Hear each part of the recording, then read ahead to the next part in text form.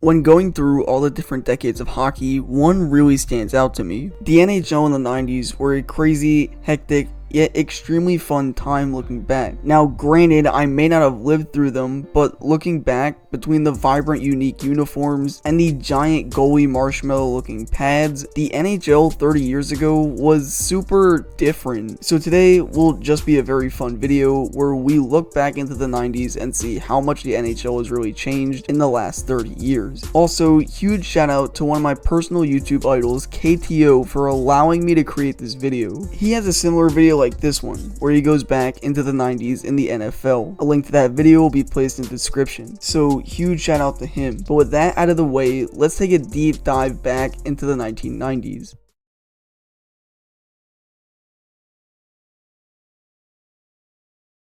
The rules in the 1990s were simple. There basically were no rules. Defensively, that is. Especially when it came to the simple calls we know of today. In the 90s, even into the early 2000s, hooking and slashing was actually encouraged and was used as a defensive strategy. And speaking of defensive strategies, welcome to the quote, dead puck era. Despite all the fun looking uniforms and fun to watch players in the league at the time, league scoring was falling drastically in the 90s. And this was because of a defensive strategy called the trap. You can't talk about the 90s without mentioning the trap, as teams were able to utilize it and basically milk it dry. So to break it down, you'd have one guy attacking while four others would stand back to guard the net. This ensured that the opposition would have a harder time creating plays. Teams like the Devils and Red Wings capitalized greatly off this, allowing them to completely dominate the 90s. But let's lean off the strategies for a moment and go back to the rules, as you can't look back and not mention the infamous foot in the crease rule established in 1991, as this would forever stir up controversy surrounding Mr. Brett Hull and his goal in that 99 Stanley Cup final. The rules stated that, quote, a goal is disallowed if the puck enters the net or a player of the attacking team is standing on the goal crease line, is in the goal crease, or places a stick in the goal crease. But obviously this rule is no longer. However, some rules actually still remain from the 90s. Example being that now you can score a goal on a high stick as long as it's below the height of the crossbar. This was established in 93 and is still used today. The two referee system was created as well and was officially mandated in 2000, as all games had to be played with the two referee system. Nowadays though, the NHL seems better off that some of those rules went away and that some new rules are implicated that help bring the entertainment value back up. The 05-06 lockout was a big example, as they moved the goal line to the end boards, blue lines to 75 feet from the end boards, and instituted the trapezoid so that goalies couldn't play the puck from anywhere. And finally, to get rid of ties, the shootout was created in 2005, creating the modern NHL we know of today. This also helped scoring increase and made goaltenders the best we've seen in a long time. The rules back then were way different, and so was the way the game was played. And in the 90s, a certain type of player would absolutely dominate.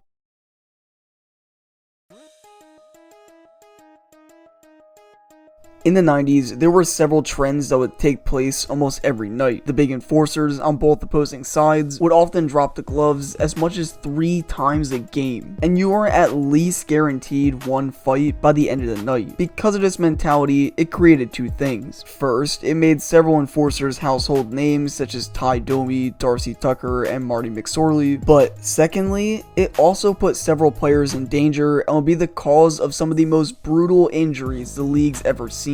Moments such as the Steve Moore Todd Bertuzzi sucker punch incident and the McSorley slash on Donald Brashear, the league would be forced to hand out some of the largest suspensions in NHL history. Penalty minutes would see an increase, and the overall size of the players would increase as well. The 90s was all about being rough and tough. And if you didn't have at least 2 big guys on your team who could throw a punch, you'd be in trouble. Nowadays, the league sort of shied away from the enforcer mentality. As the games progressed, the game was less focused on size and grit, but rather size and speed and finesse. Patrick Kane being drafted first overall was a turning point in the NHL. It symbolized that the league was looking for more faster, swiftier players with a knack for goal scoring. However, those enforcers were on the ice for a reason, to protect their star players. And in the 90s, some of those stars would help shape the NHL for years to come.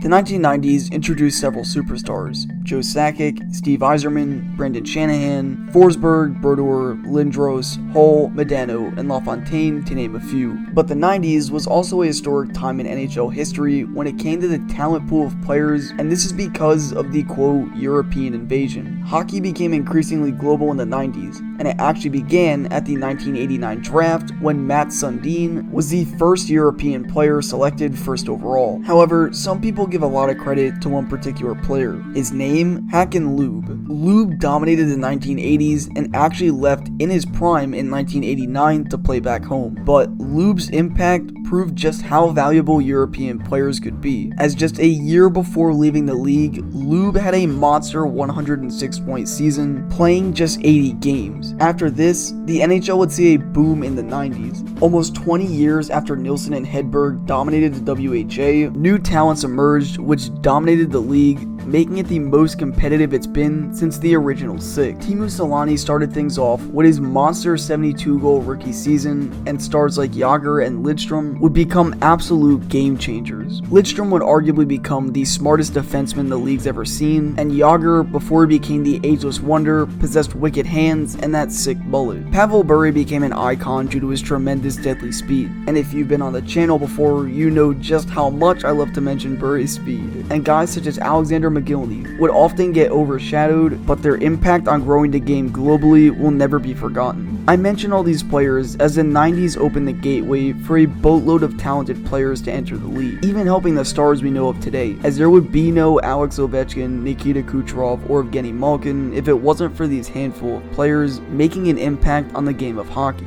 But the 90s also opened up another gate, one that would help transform the league for years to come.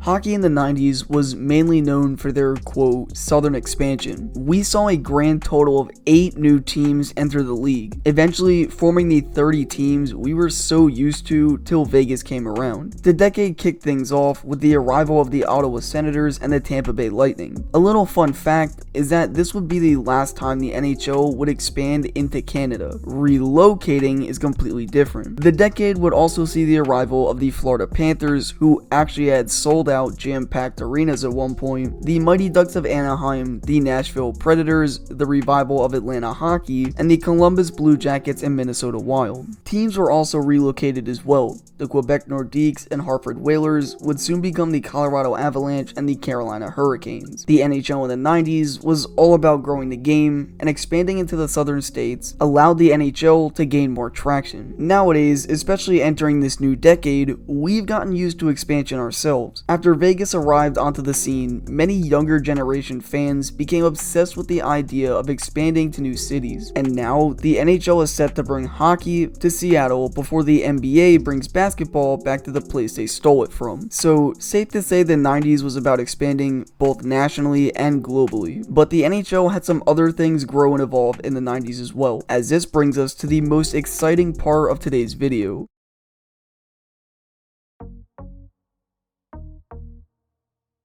There's so much we can talk about between the evolution of the jerseys and logos, but first, the goalie pads. As, wow, the goalies looked like inflated balloons back in the 90s. Goalies would, quote, don huge chest protectors and shoulder pads, big loose sweaters, double-wided pants, and thigh-rise pads that extended above the knee, thus protecting the 5-hole. Well, things were like that for a while, until the lockout where the NHL laid down the hatchet. The goalie pads and equipment became more form-fitting, thinner, and slimmer. To be a goalie now required more athleticism and more pure talent, and the 90s would see a significant improvement in the overall dominance of goaltenders. Goalies would become a bigger part of the game, and goals against average and save percentages got increasingly better as well, and by the time the 2020s hit, a goalie won an MVP, and save percentages and goals against averages were at an all-time high. The 90s began an upwards trend for goaltenders, but for overall style, the 90s were sort of anything